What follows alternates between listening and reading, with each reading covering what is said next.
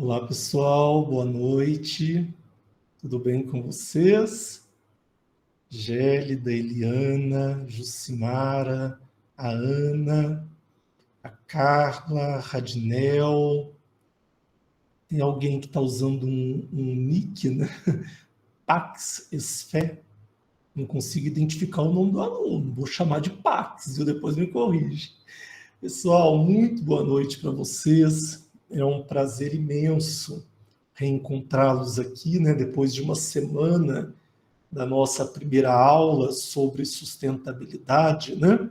Responsabilidade socioambiental. E hoje a aula é, na verdade, uma continuidade, né? Do que nós falávamos na semana passada, né? Em cada aula nós vamos progredir, né? Dentro da temática da sustentabilidade. Eu vou compartilhar com vocês uma apresentação, tá? E eu estou com o celular conectado também, de modo que se alguém me enviar alguma mensagem no chat, apesar de estar aqui na tela do computador com a apresentação, mas aqui no chat eu consigo, no chat do meu celular, eu consigo também acompanhar vocês. Vamos lá.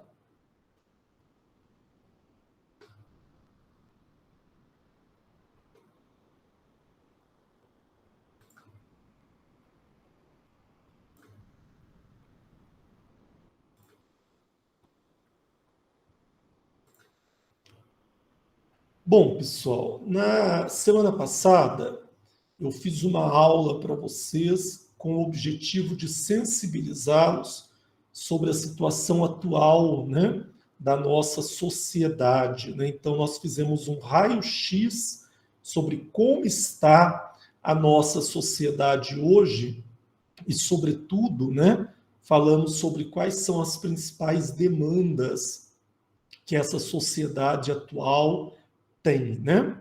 Antes de nós entrarmos no tema da aula de hoje, né, que é falar do conceito de sustentabilidade e sobre quais foram os fatores históricos recentes que impulsionaram, né, a sustentabilidade nas nossas comunidades e, sobretudo, nas nossas empresas, né, eu quero, antes de entrar nessa seara que reservei para a aula de hoje, eu quero recapitular aquilo de mais importante que nós falamos na sexta-feira passada.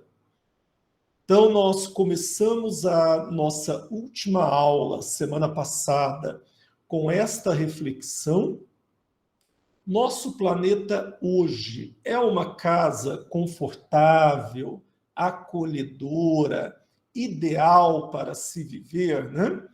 E imediatamente eu projetei algumas imagens que mostram assim quais são as demandas, né? Quais são os problemas, tanto de ordem ambiental quanto de ordem social, que o nosso planeta, alguns países mais, outros países menos, né, enfrenta hoje. O que nos leva a dizer que nós não estamos numa situação ideal. Aliás, nós estamos bem longe do planeta ideal, né? Precisamos trabalhar muito, precisamos nos conscientizar muito enquanto cidadãos, enquanto organizações, para poder, quem sabe, né, deixar aí um planeta melhor para as próximas gerações que virão. E na aula passada, eu perguntei para você, né? O que você tem feito para tornar o nosso planeta Terra um lugar melhor para se viver? E às vezes a gente tem a mania de transferir a responsabilidade para o outro, né? Ah, eu sou um mero cidadão, então cuidar da desigualdade, cuidar do racismo, cuidar da poluição de florestas e rios, não é? Cuidar das queimadas, isso aí é papel do governo, não é papel meu enquanto cidadão, né? Ainda tem gente que diz, eu pago os meus impostos para que o governo faça isso, né? E, na verdade, apesar do governo ter também a sua imensa responsabilidade, nós, no dia a dia, podemos dar a nossa contribuição para um planeta melhor, né? Naquelas ações pequenas, diárias, que a gente dá de exemplo para as outras pessoas, né? Ao invés de jogar o papel na rua, né, no chão, ou papel ou plástico, eu vou descartar corretamente na coleta seletiva. E outros N exemplos daquilo que a gente pode fazer no dia a dia, não é verdade? Dando exemplo para que as outras pessoas façam também e para que assim a gente consiga entregar para as próximas gerações, para os nossos filhos, netos, bisnetos, um planeta melhor, né? E também perguntei para vocês o que as organizações têm feito para tornar o nosso planeta Terra um lugar melhor para se viver, né? Aí, quando a gente fala em organizações, aqui nós estamos falando de famílias, grupos de amigos, mas, sobretudo, nós estamos falando de escolas, de indústrias, de comércio, né? Estamos falando especialmente das nossas empresas, né? O que elas têm feito para tornar o nosso planeta um lugar melhor para se viver, né? A gente tem percebido, e isso foi tema também da nossa última aula, a gente tem percebido uma melhor consciência sustentável por parte das organizações. Lá no início do século passado, a maioria das empresas tinha um pensamento reducionista mecanicista, voltado para o lucro apenas, voltado para a exploração do que nós chamávamos lá, a exploração do empregado. Né? A empresa desconsiderava os problemas que estavam fora dela, o foco estava tão somente nos problemas internos, né? Mas, e que bom, as empresas foram evoluindo, né? E esse pensamento reducionista mecanicista foi abrindo espaço para uma outra postura, que é o pensamento sustentável, né? Que nós chamamos de capitalismo sustentável. No que diz respeito à gestão, né? Algumas teorias no século passado foram sendo estudadas, escritas e aplicadas, e essas teorias foram contribuindo para essa evolução das organizações para o pensamento sustentável. Nós falamos na última aula, né? A teoria de relações humanas, dando mais importância ao colaborador, as teorias de sistemas e contingencial, trazendo aquela ideia de que a empresa ela não é isolada, ela está num contexto maior e existe uma relação de interdependência entre a empresa e o meio externo, né? Então, o que ela faz de ruim volta contra ela, mas o que ela pratica de bem, né? Em prol da sociedade e do meio ambiente, isso também volta a favor dela. É uma relação de causa e efeito, né? Que a teoria de sistemas explica muito bem. E a qualidade total, né? Porque a qualidade total japonesa tem um princípio de que as organizações devem entregar o seu melhor para os stakeholders. E a gente sabe, né, que stakeholders não são apenas os proprietários, quem botou dinheiro na empresa, né? Os stakeholders vai além, é qualquer pessoa ou grupo de pessoas que tem algum interesse na empresa, né? Então são stakeholders, os funcionários, os colaboradores, as famílias desses colaboradores, a comunidade que cerca a empresa, o governo que recolhe os impostos dela. Então, a organização deve entregar o seu melhor em prol desses stakeholders que são da sua convivência e que têm algum interesse no seu resultado. E foi com isso, né, com o avanço dessas teorias, que o pensamento sustentável foi ganhando força e foi ganhando importância dentro das nossas organizações, né?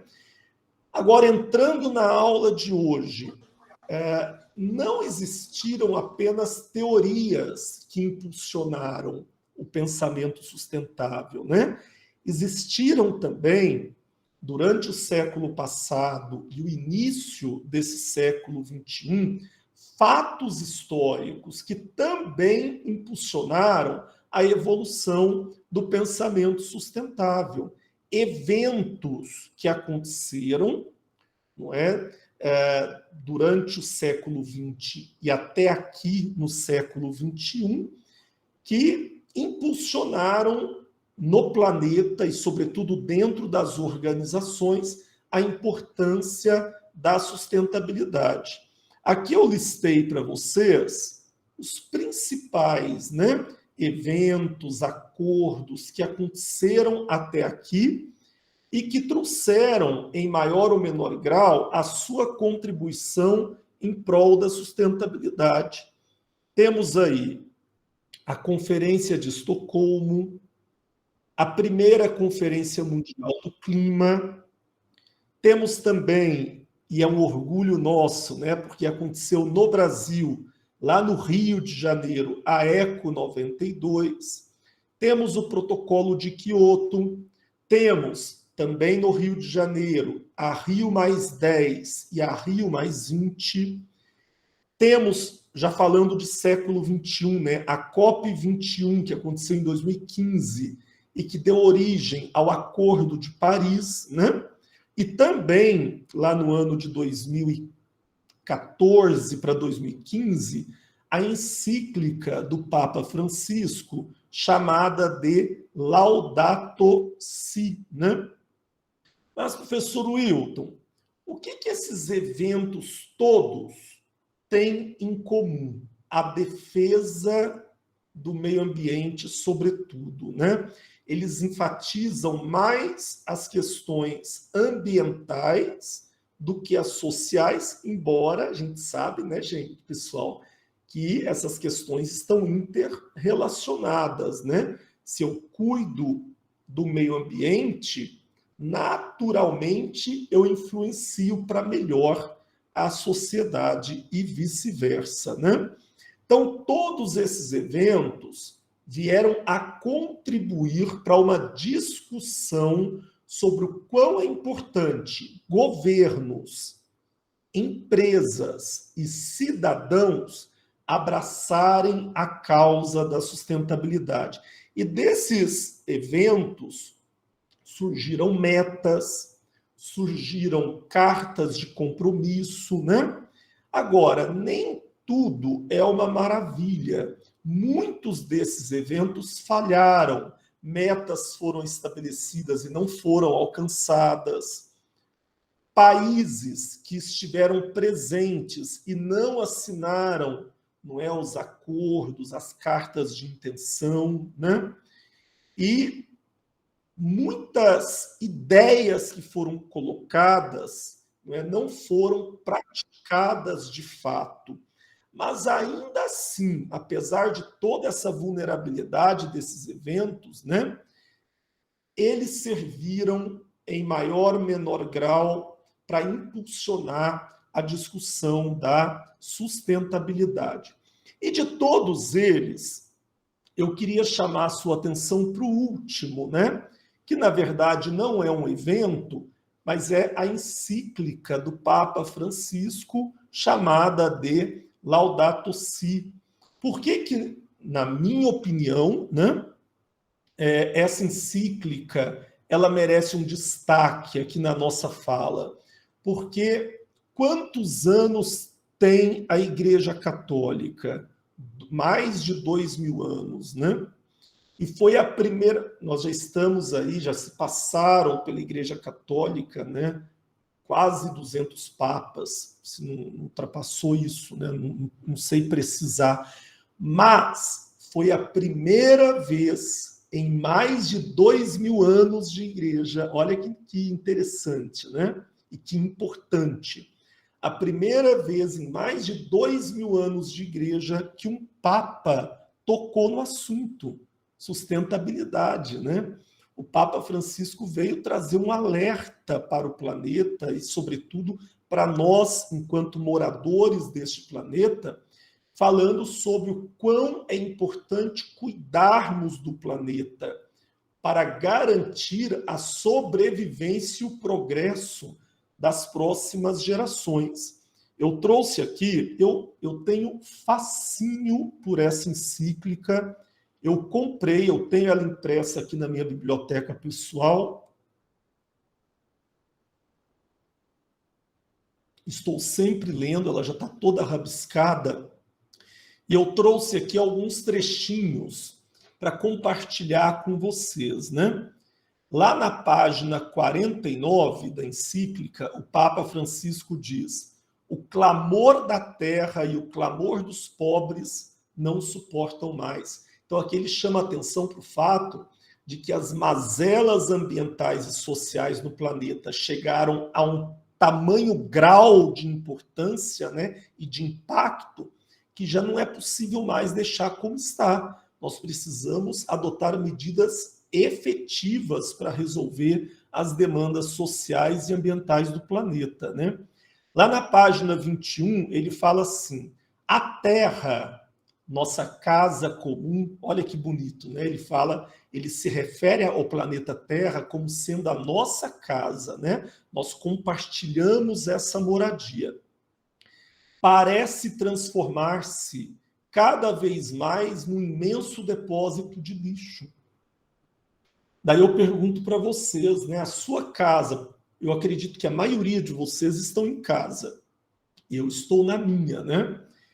Vocês deixam lixo acumular? No seu quarto tem lixo jogado no chão, né?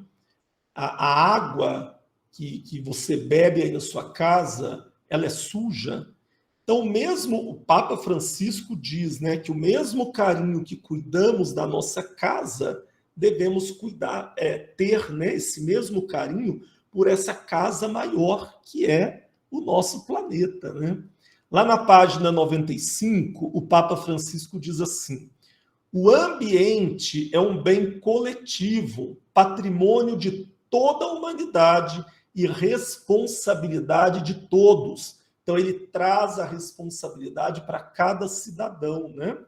Se o ambiente é um bem coletivo, é de todos nós temos individualmente, e não transferir para o outro, nós temos individualmente o dever de cuidar desse ambiente, né? Lá na página 70 da encíclica, o Papa diz: tudo está interligado. E o autêntico cuidado da nossa própria vida e das nossas relações com a natureza é inseparável da fraternidade, da justiça e da fidelidade aos outros, né? Então, tudo está interligado, né? À medida que você faz o certo, à medida que você cuida do planeta, né? Você está plantando uma sementinha para que os outros, sobretudo aqueles que convivem com você e te tomam como exemplo, para que eles façam também, né? E só há fraternidade, justiça e fidelidade com o outro se eu der o meu melhor, não só para o meu bem-estar, mas para o bem-estar das outras pessoas também. E fechando aí, eu peguei, gente, a encíclica é linda, eu traria ela toda, né?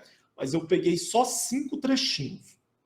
Aí na página 183, o Papa Francisco diz: é urgente recuperar o sentido de que somos uma única família habitante de uma mesma casa. Então, mais uma vez, ele diz: nós estamos na mesma casa, que é o planeta Terra. Nós somos todos de uma mesma família. Então, é urgente que a gente tenha essa noção de que o planeta é a nossa casa e que nós fazemos parte de uma família só, para que cada um comece, nesse sentido de família, né? Para que cada um comece a dar a sua contribuição a favor da preservação do nosso planeta. Aí, aqui eu coloco uma conclusão, né, acerca aí dessas 5 citações. Elas demonstram a preocupação do Papa Francisco com o meio ambiente, a importância da solidariedade global e a necessidade de ações concretas para enfrentar os desafios ecológicos e sociais atuais. Delicadamente, amorosamente, o Papa Francisco dá um tapa de pelica na cara da maioria dos governantes, né? Porque aqui ele fala que nós necessitamos de ações concretas. Então, nós precisamos sair das intenções, né? Parar de assinar carta de intenção, parar de assinar acordo e partir para o efetivo, né? Que é desenvolver ações de fato que vão permitir melhorar tanto o social quanto o ambiental, né? O meio ambiente do nosso querido planeta. Pessoal, eu vou pedir para ter um aluno com o microfone ligado, está dando o microfone no meu ouvido, se puder mutar ele, por favor.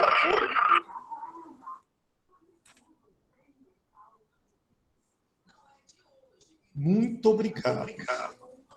É eu, professor. Desculpa. Desculpa.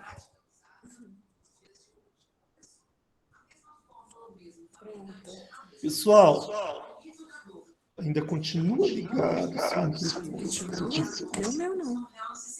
Desativar ele aqui.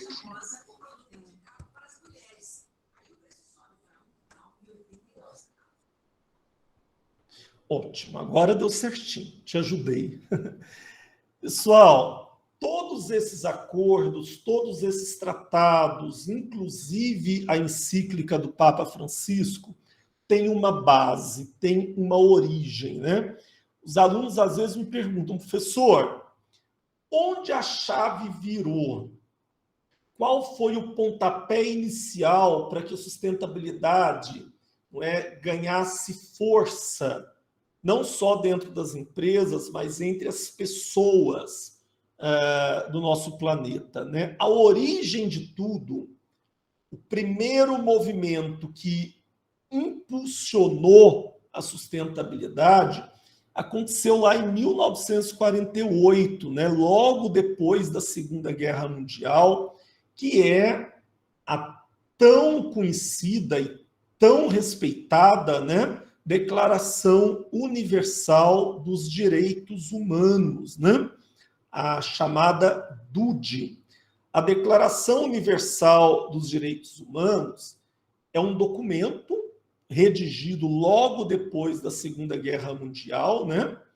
Ele foi elaborado pela recém-criada Organização das Nações Unidas, né? No dia 10 de dezembro de 48, né? E trata-se de uma norma comum de conduta a ser alcançada e implementada por todos os povos e nações, né? Então, foi a primeira vez na história em que nós lançamos um olhar mais atento e mais carinhoso para os direitos básicos que todo ser humano tem, né? A Declaração Universal de Direitos Humanos, ela é simples. Se você procurar na internet, aliás, eu deixei ela disponível para você nas orientações de estudo. A Declaração Universal de Direitos Humanos, ela é simples, ela contém 2 páginas, né? E ela é constituída por 30 artigos, né? E entre todos os documentos e livros da história, né, ela é o segundo escrito mais traduzido da história, só perde para a Bíblia, né? E no século passado foi o documento mais traduzido, né? Foram mais de 500 idiomas, né? E o mais importante de tudo isso, a Declaração Universal de Direitos Humanos, ela, a partir dali, né, de 1948, ela inspirou a elaboração e a aprovação de inúmeras constituições federais, inclusive a nossa Constituição de 1988. Se você pegar os 30 artigos da Declaração Universal de Direitos Humanos e comparar com a nossa Constituição, existe uma convergência. Na época, os deputados e senadores da Constituinte elaboraram a nossa Constituição, visando respeitar, né, os 30 artigos estabelecidos lá em 1948, na Declaração Universal de Direitos Humanos. Só que algumas perguntas devem ser lançadas sobre o legado que a Declaração Universal de Direitos Humanos deixou para a nossa sociedade contemporânea, né? Para o hoje. Então, a primeira reflexão que eu proponho, né, considerando aí que a Declaração Universal de Direitos Humanos já vai para quase 80 anos de existência, é até que ponto as normas de proteção que constam nos 30 artigos da declaração são amplamente aplicadas nos dias atuais? Será que os 30 artigos que compõem a DUDE, eles estão plenamente em funcionamento em todos os países hoje? A resposta é clara e objetiva. Não, né, pessoal? Se nós olharmos para os 30 artigos da DUDE, né, nós vamos observar que a maioria dos países são capengas no que tange a levar para a prática o que a Declaração Universal de Direitos Humanos estabelece, né? Alguns países, sobretudo europeus, eles estão mais assim assertivos na aplicação da DUDE, mas se nós olharmos para a América Latina, para a Ásia, para a África, especialmente onde temos ditaduras, a gente vai perceber sim que a Declaração Universal de Direitos Humanos é linda, não é? É o ideal para uma civilização viver em paz e harmonia, mas que na prática, né, muitos desses países, sobretudo as ditaduras, não aplicam o que está definido como norma nessa declaração. E outra pergunta que devemos fazer é o que as empresas têm feito e podem fazer internamente e na comunidade para consolidar as normas de proteção estabelecidas na Declaração Universal de Direitos Humanos. O que eu digo para vocês é que se todos os governos, se todas as empresas, se todas as famílias tivessem a Declaração Universal de Direitos Humanos como base para suas ações, certamente nós já teríamos chegado ao planeta ideal para se viver, sobretudo do aspecto social, que é o foco dessa declaração, né? O problema é que nem todos sequer conhecem a Declaração Universal de Direitos Humanos, portanto, não aplica as normas, né, que estão estabelecidas lá. Então, eu quero deixar aqui um desafio para você, enquanto cidadão, enquanto pai e mãe de família, enquanto colaborador de uma empresa, né? Faz uma cópia da Declaração Universal de Direitos Humanos. Senta com seu filho, senta com seus pais, senta com seus colegas de trabalho. faz uma leitura dos 30 artigos, uma leitura crítica, né? Lá na empresa, o que é o ideal? Ler cada um dos 30 artigos e questionar até que ponto nós estamos aplicando plenamente esses 30 artigos dentro da nossa empresa. Olha que legal, né? Então, se a empresa adota medidas para poder efetivamente implementar esses artigos, eu tenho certeza que essa empresa vai entregar o que ela tem de melhor para o colaborador e o que ela tem de melhor para a sociedade. Aí, pessoal, eu quero agora rodar um vídeo para vocês, é um vídeo curtinho, que faz um aprofundamento sobre essa questão dos direitos humanos e a importância que a Declaração Universal de Direitos Humanos tem para a sustentabilidade e para a prosperidade do nosso planeta. Eu vou colocar o vídeo e vou ficar de olho aqui no chat, tá? Se por acaso, viu, turma, o vídeo estiver travando, estiver sem áudio, vocês me avisam no chat que eu vou interromper e tentar resolver o problema. Combinado? Vamos lá, vou colocar para rodar.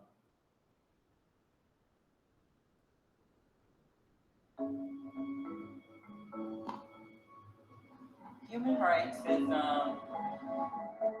geez, that's a good question. Human rights. Wow. I don't even know how to give that definition. I would probably have to do a little bit of homework or something. Any right, I think any, just as a normal, human, any... The rights that humans have. This is a very large debate. Su mindset, tú le puedes preguntar a 20 personas y te van a dar 20 diferentes opiniones. Non saprei, andare spiegatissima. We just take them for granted that they're there, but we don't even consider what they are.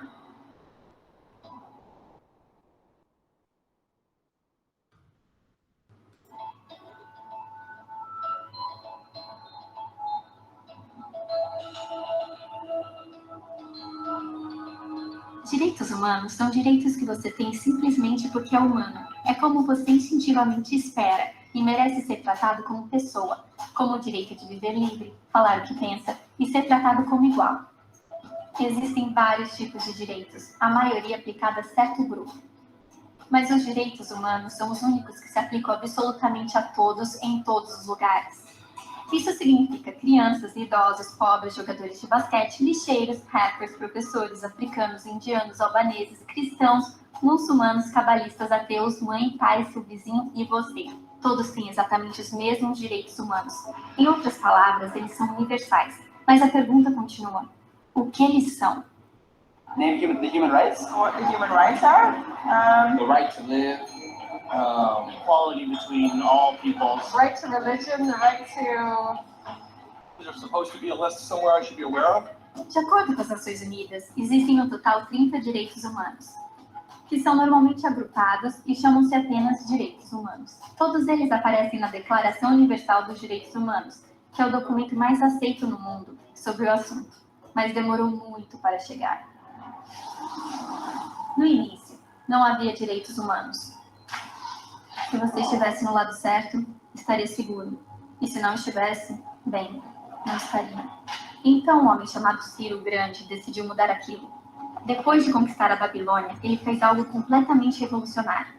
Anunciou que todos os escravos eram livres. Ele também disse que as pessoas tinham o direito de escolher suas religiões, não importando de que grupo faziam parte.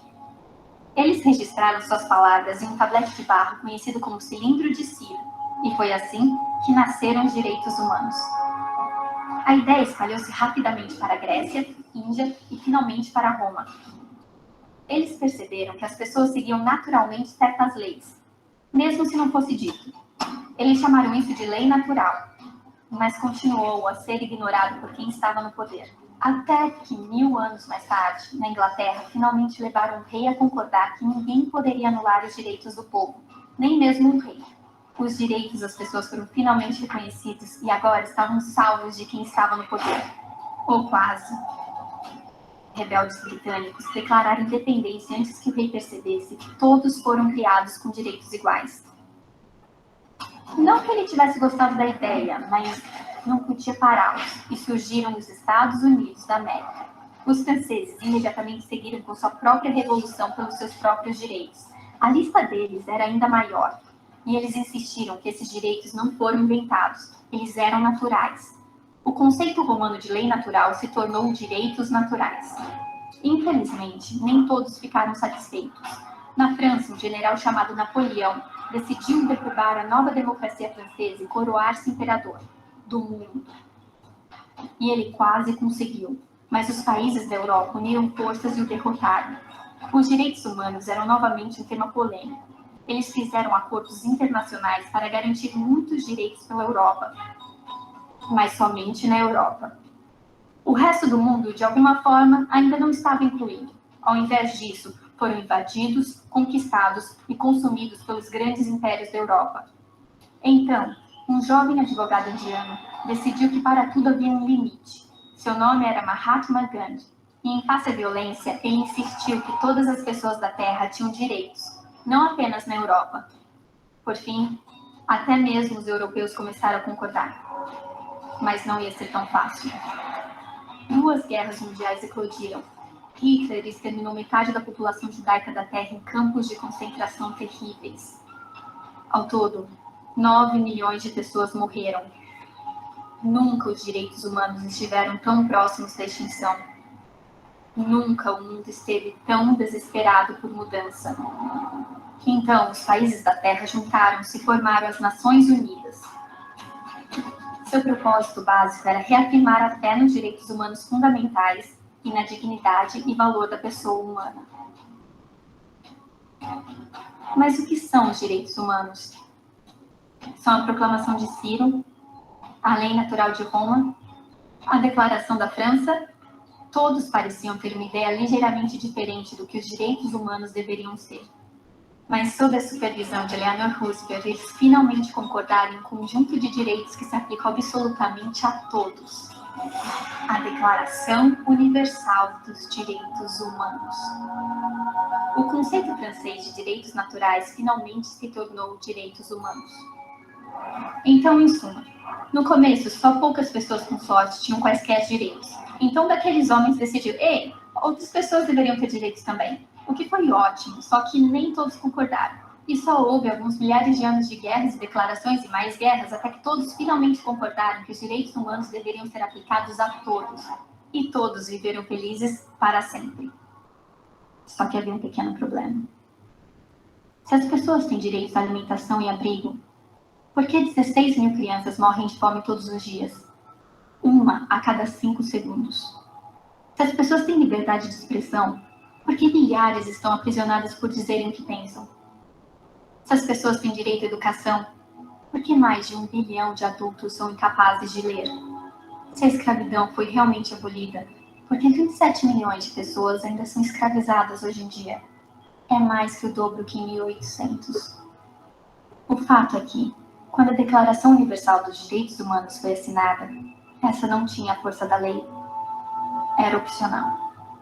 Apesar de muitos documentos, convenções, tratados e leis, ainda um pouco mais do que palavras em uma página. Então a questão é, quem tornará essas palavras uma realidade? I have a dream today. Quando o Dr. King marchou pela igualdade racial, ele estava marchando por direitos que eram garantidos pelas Nações Unidas há quase 2 décadas. Mas ainda assim ele marchou. Quando Nelson Mandela lutou por justiça social nos anos 90, seu país já havia concordado em abolir a discriminação por mais de 40 anos. Mas ainda assim ele lutou. Aqueles que lutam hoje contra a tortura, pobreza e discriminação não são gigantes ou super-heróis. São pessoas, crianças, mães, pais, professores, indivíduos de pensamento livre que se recusam a ficar calados, que compreendem que os direitos humanos não são uma lição de história, palavras em uma página, não são discursos, propagandas ou campanhas de relações públicas, são as escolhas que fazemos diariamente como seres humanos, são as responsabilidades que todos compartilhamos, respeitar uns aos outros, ajudar uns aos outros, e proteger aqueles que precisam. Como disse Eleanor Roosevelt, afinal, onde começam os direitos universais? Em pequenos lugares perto de casa, tão perto e tão pequenos que eles não podem ser vistos em qualquer mapa do mundo. No entanto, estes são o mundo do indivíduo, o bairro em que ele vive, a escola ou universidade que ele frequenta, a fábrica, fazenda ou escritório em que ele trabalha. Tais são os lugares onde cada homem, mulher e criança procura igualdade de justiça, igualdade de oportunidade, igualdade de dignidade sem discriminação. A menos que esses direitos tenham significado aí, eles terão pouco significado em qualquer outro lugar.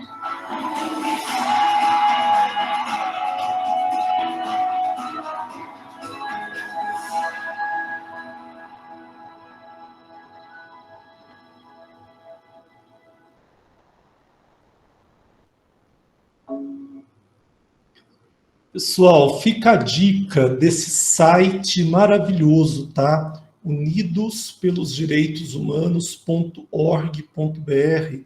Esse site, ele traz várias críticas, né, sobre o quão a Declaração Universal de Direitos Humanos é aplicada hoje pelo Estado, pelas empresas e por nós, enquanto cidadãos. Eu tenho uma admiração por esse vídeo, não só pelo apanhado histórico que ele faz, mas pela reflexão final, né? Onde nasce o direito humano, né? Ou onde nascem os direitos humanos, né? E ao invés de fazer um olhar macro sobre onde os direitos humanos estão, né? O vídeo propõe um olhar focado em si, cada cidadão se questionando o quanto ele colabora no dia a dia, em suas ações cotidianas, para que os direitos humanos sejam respeitados, né? Por isso eu digo e torno a dizer, se nós, enquanto cidadãos, se nossas empresas individualmente, não é, zelassem pelas normas estabelecidas na Declaração Universal de Direitos Humanos, isso aí faria com que essa declaração ganhasse corpo e, sobretudo, né, faria com que ela saísse da teoria e fosse, de fato, para a prática. E aí sim nós teríamos, com certeza, um planeta melhor para se viver, né? E a Declaração Universal de Direitos Humanos é a base, portanto, para o movimento da sustentabilidade. Foi a partir dessa declaração que muitas empresas passaram a refletir sobre seus papéis na sociedade, né? Será que a empresa existe apenas para dar lucro ou ela tem um papel maior que vai além do econômico, né? O quão a empresa é responsável por fazer valer os 30 artigos que estão na Declaração Universal de Direitos Humanos. E a partir daí, muitas dessas empresas passaram a não mais focar apenas no econômico, mas a abraçar também causas importantes da sua comunidade relativas ao social e ao ambiental. Então surgiu dentro das empresas o conceito de sustentabilidade. Afinal, o que é sustentabilidade, né? Antes de trazer o conceito escrito, eu quero fazer assim de forma mais lúdica com vocês esse conceito. Nesse primeiro slide que eu projetei aí, nós temos o quê, né? Fábricas poluindo, crianças sendo exploradas no ambiente de trabalho. Do outro lado, nós temos uma pessoa, né, que está mergulhada na poluição e no lixo. Isso não é sustentabilidade. Sustentabilidade é uma mudança de comportamento em prol de um mundo melhor. Então, sustentabilidade significa abandonar esses pensamentos e esses comportamentos retrógrados e evoluir para cá. Olha que bonito, né? Então, o que nós enxergamos aqui? Tratamento da água, né, para que não haja poluição, a gente percebe a coleta seletiva do lixo, a gente percebe a empresa indo à comunidade promovendo ações voltadas para a educação de crianças. E internamente a gente percebe também a empresa preocupada em entregar para o seu colaborador um ambiente interno aconchegante, né? Então, perceberam a mudança de postura e de comportamento de quem está à frente da empresa? Isso aí é sustentabilidade. Agora, vamos para o conceito. Acompanha comigo aí.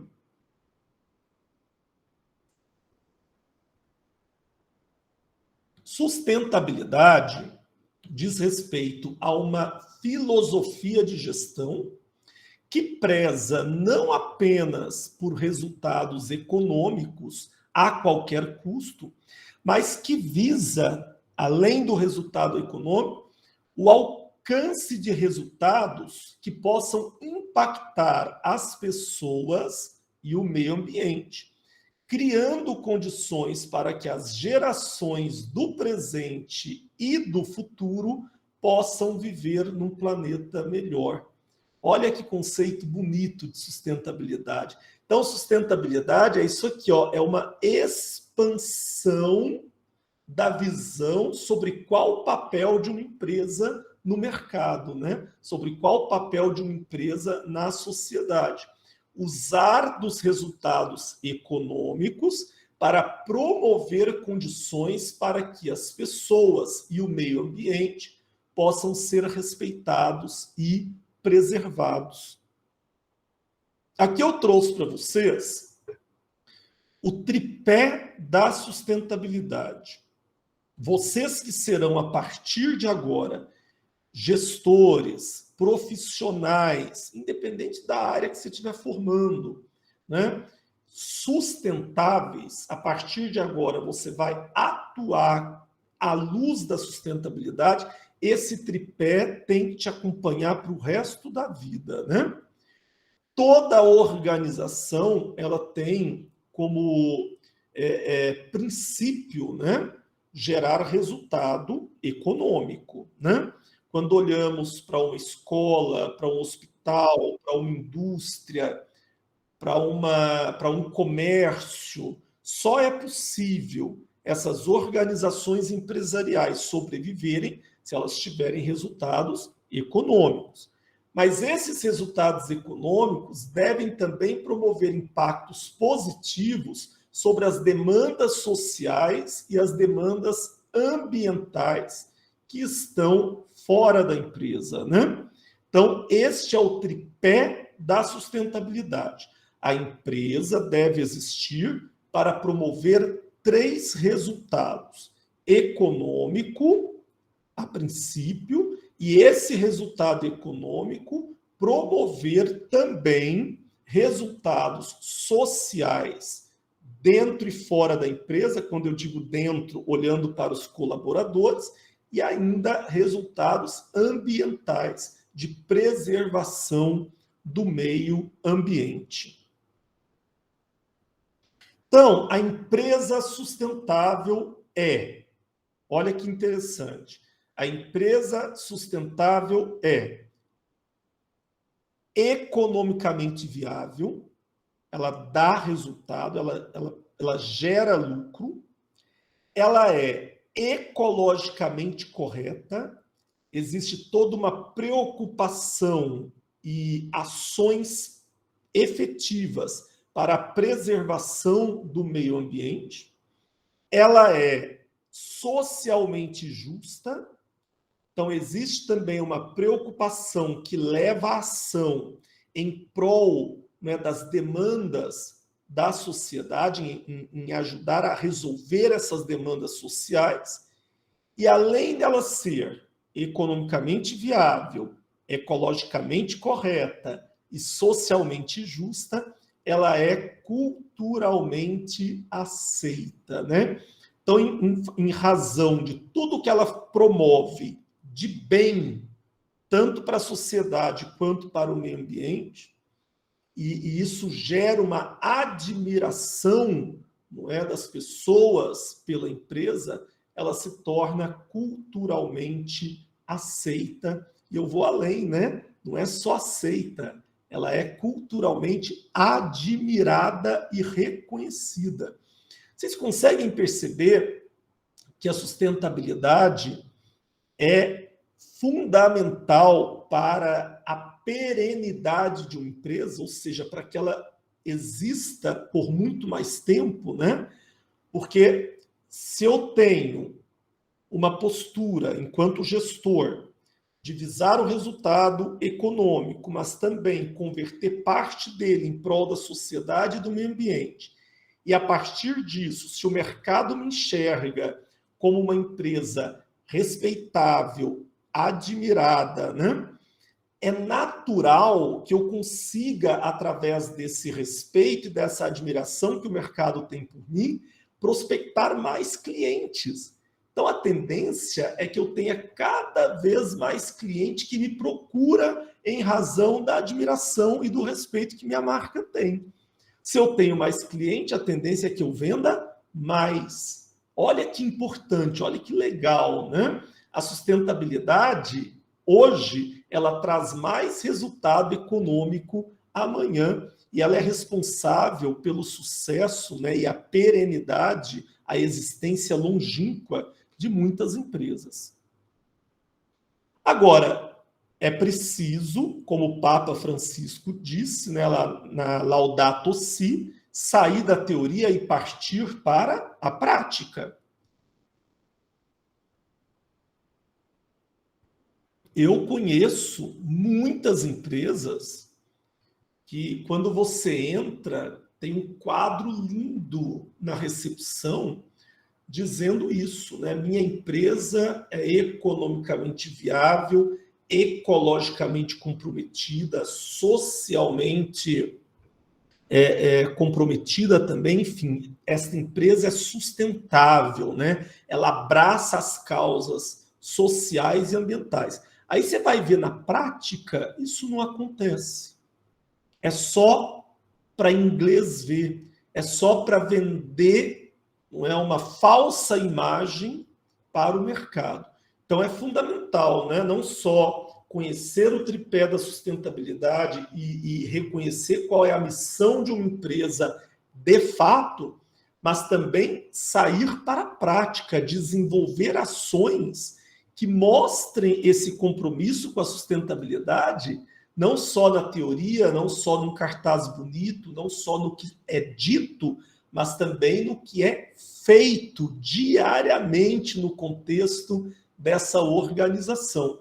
Então, eu coloquei para vocês aqui uma imagem, em razão do tempo, a gente não consegue explorar, não é, todas essas ações que constam nessa imagem, é para que você entenda que quando falamos que uma empresa tem que abraçar a sustentabilidade nesse tripé econômico, social e ambiental, é importante sair da teoria e praticar. Por exemplo, lá no econômico, é importante que haja uma política contra a corrupção na empresa. É importante que todos hajam com ética e com transparência. Isso tem que ser cobrado, né? Tem que estar escrito e tem que ser cobrado, né? É importante que haja um código de conduta dentro da organização para que as pessoas que extrapolem a ética e a moral possam ser cobradas de acordo com o que consta nesse código de conduta. Olhando para o social, é importante que existam ações efetivas, por exemplo, de respeito à diversidade. A minha empresa respeita a diversidade. Tá, mas eu olho ali numa reunião para os colaboradores e não percebo a presença de colaborador negro. Não percebo a presença equitativa de mulheres entre os homens. Então, peraí, é uma diversidade de fachada, na prática ela não existe, né? E quanto ao meio ambiente, também é importante que a empresa realize ações efetivas, que ela vá para a prática, né? desde medidas simples até projetos mais elaborados. Olha aí, eliminação de copos descartáveis, né? É aquela ação que cada um adote o seu copo de vidro, né? Para gerar menos plástico e poluir menos o planeta. Adotar a coleta seletiva, adotar a logística reversa, né? Estimular o cliente a devolver o produto que ele não usa mais para evitar que esse produto vá parar no lixão. Gente, isso aí é praticar a sustentabilidade. Então, tudo começa através de um pensamento sustentável. Tudo começa de uma conscientização em prol da sustentabilidade. Agora, não para aí. Tem que sair do pensamento, tem que sair da intenção e partir para a prática. Ações efetivas de sustentabilidade. E quais são, para a gente fechar a aula, quais são as 7 vantagens por ser uma empresa sustentável? Quando a empresa abraça a causa da sustentabilidade, quais são as vantagens, quais são os benefícios que ela colhe, né? Eu gosto muito desse slide porque você pode usá-lo para convencer a diretora da sua escola, o diretor do hospital onde você trabalha, né, o chefe do seu departamento a abraçar a causa da sustentabilidade, né? Você pode usar essas 7 vantagens para mostrar que a sustentabilidade traz resultados efetivos para uma empresa, né? Então, quais são essas 7 vantagens? Olha aí. Primeiro, publicidade positiva. É uma imensa vantagem, né? O que a gente percebe é que quando a empresa é sustentável, não é, ela aparece mais nos jornais, ela é levada mais vezes para dentro das salas de aula. Nosso próximo encontro, daqui 15 dias, eu vou trazer vários exemplos de empresas sustentáveis para a gente compartilhar aqui. Eu tenho aqui 16 alunos matriculados. Eu vou estar divulgando essas empresas para 16 potenciais clientes. Viu só? A sustentabilidade, ela gera publicidade positiva. Outra vantagem, engajamento dos colaboradores, né? Quando você trabalha numa empresa sustentável, você trabalha mais feliz. Você trabalha não só numa empresa que olha para o econômico, mas uma empresa que tem uma missão bonita a cumprir no mercado, né? Na comunidade onde ela está inserida. Então, eu trabalho com mais vontade, eu trabalho com mais gás, eu trabalho com mais compromisso, porque eu sei que o que eu vou dar de mim para essa empresa vai ser revertido tanto para a sociedade quanto para o meio ambiente. Gera economia, eu acabei de falar, eliminar copo descartável, fazer coleta seletiva, logística reversa, tudo isso aí permite que a médio e longo prazo a empresa consiga economizar, né? Ela passa a gastar menos. Outra vantagem, sentimento de admiração e gratidão da sociedade. Quer vantagem melhor, né? A empresa ser admirada, a empresa ser querida, né? Um exemplo que vai aparecer daqui 15 dias na aula, Natura. Quando você fala da Natura para alguém, eu nunca, nesses 41 anos de vida, encontrei alguém que falasse: não gosto, não admiro. Nossa, a Natura é uma empresa extraordinária e é brasileira, a gente tem que se orgulhar, né? Todos reagem assim. Por quê? Porque nós sabemos do trabalho maravilhoso que a Natura faz em prol das comunidades, né? E em prol do meio ambiente. Outra vantagem, a prospecção de novos clientes. Falei agorinha, né? Se eu tenho uma comunidade, um mercado que admira mais a empresa, é natural que novos clientes procurem o produto ou o serviço dela. Fidelização, gente, importantíssimo.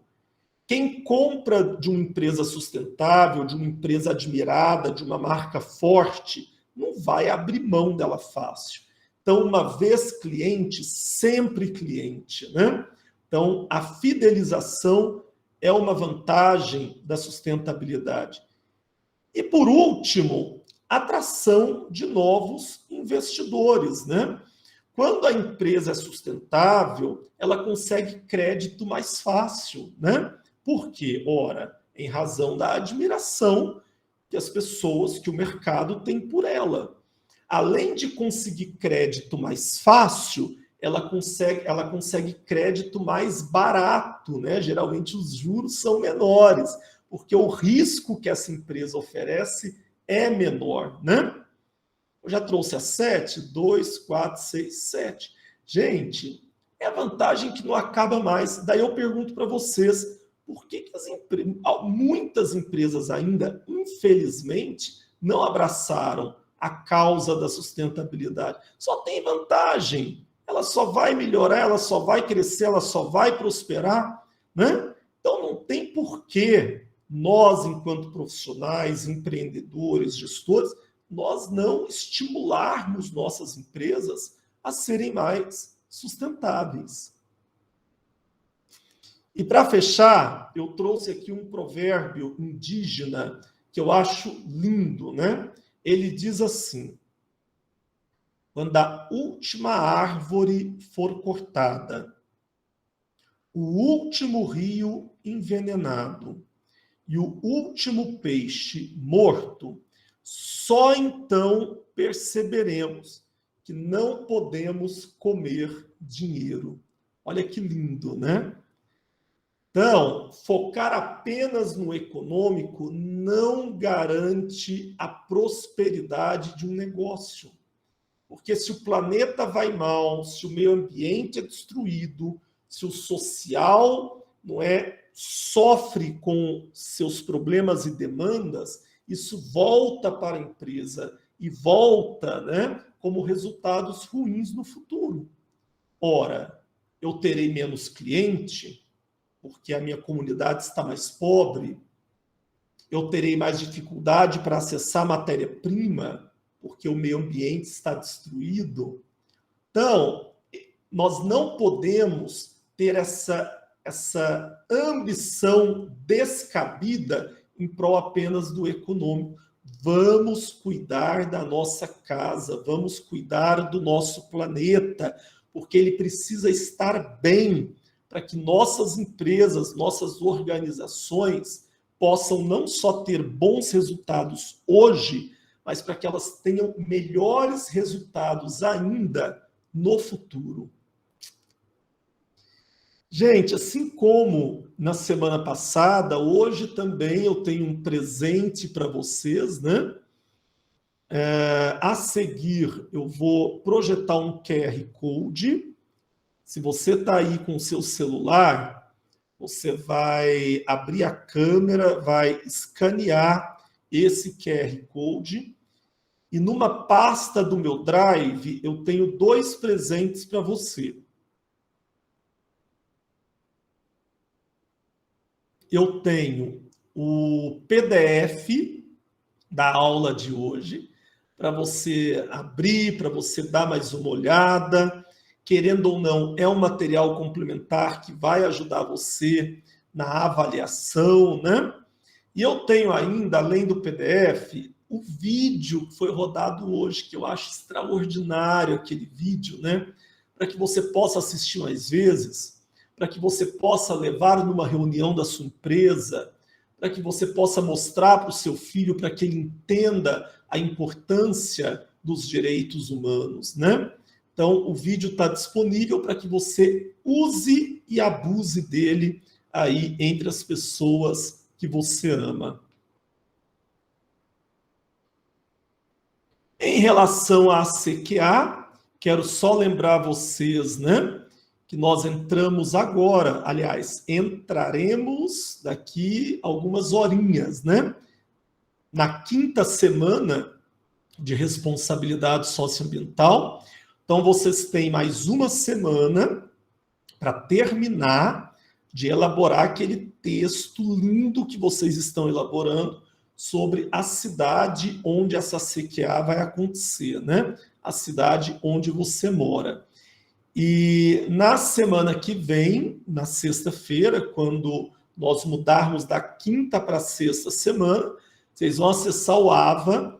Eu já estou trabalhando na gravação desse vídeo sobre a próxima etapa da nossa atividade extensionista, da nossa CQA, que é digamos assim, o coração da CQA, que é o diagnóstico de práticas sustentáveis, que é quando você vai usar um questionário, você vai aplicá-lo a algumas pessoas aí da cidade onde você mora, pode ser pai, mãe, irmão, tio, colega de trabalho, são poucas pessoas, né? Eu peço no mínimo 10, para você entender qual a percepção que essas pessoas têm sobre a sustentabilidade na sua cidade, o que vai bem e o que não vai tão bem, né? Para que depois a gente possa pensar políticas públicas para melhorar a sustentabilidade dessa cidade tão querida que é onde você mora. Mas calma, por enquanto, focar no histórico, elaborar um texto bem legal, eu até disponibilizei um modelinho para vocês, né? Para que essa primeira parte fique linda. A partir da semana que vem, avançamos para a parte seguinte, que é o diagnóstico de práticas sustentáveis, e vocês terão várias semanas para poder se dedicar a essa nova tarefa. Turma, deixa eu só fechar aqui para eu me despedir de vocês, encerrar a apresentação. Joia. Gostei aí do nome, viu? Canal da Aninha. Que simpático, Canal da Aninha. Pessoal, ó, muito, muito, muito obrigado mais uma vez pela presença, viu? Estou muito feliz de ter essas sextas-feiras para poder compartilhar um pouquinho do meu conhecimento com vocês, né? E faço votos assim que esse conhecimento compartilhado não fique só em vocês, que vocês façam esse conhecimento multiplicar, né? Aí dentro de casa, na empresa onde você trabalha, levante essas questões da sustentabilidade para que a gente possa realmente ter um planeta, né? Ter aí um mundo melhor, viu? Ana, Eliana, Tayane, Gélida, Eulália e todos os demais que estão comigo aqui na aula, muito obrigado mais uma vez, foi um prazer estar com vocês, viu? Um bom restinho de sexta-feira e um excelente final de semana para todos. Nosso próximo encontro agora é depois da Páscoa, né? Daqui 15 dias, viu, pessoal? Eu espero muito vocês, vou sentir saudade, mas 15 dias passa rápido, a gente se vê já já. Um abraço para vocês, fica com Deus. Tchau, Aninha. Um abraço, tchauzão. Fica com Deus, turma. Muito obrigado.